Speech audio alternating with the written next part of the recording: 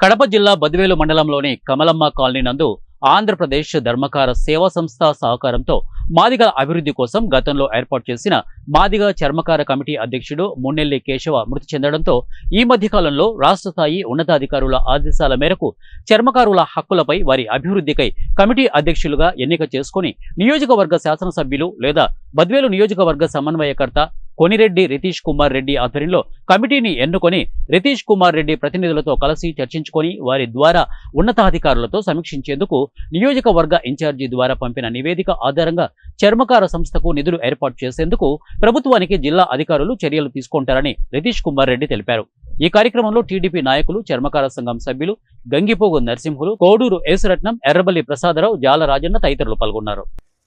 2025 April 7వ తారీఖున Ambedkar leather artisans mutual aided cooperative society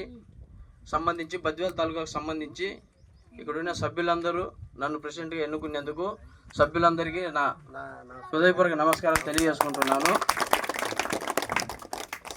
ముందుగా సభ్యులందరికీ ముఖ్య ప్రాముఖ్యతనిచ్చి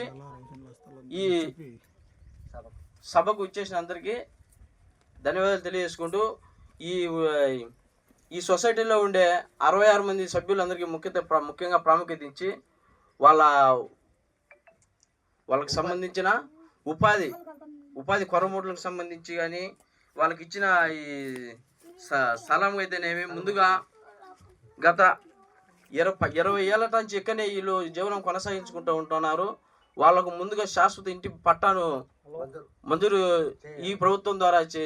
చేపిస్తానని మనవిస్తున్నాను. ముఖ్యంగా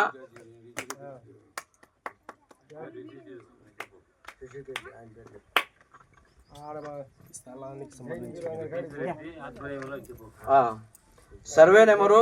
1180/B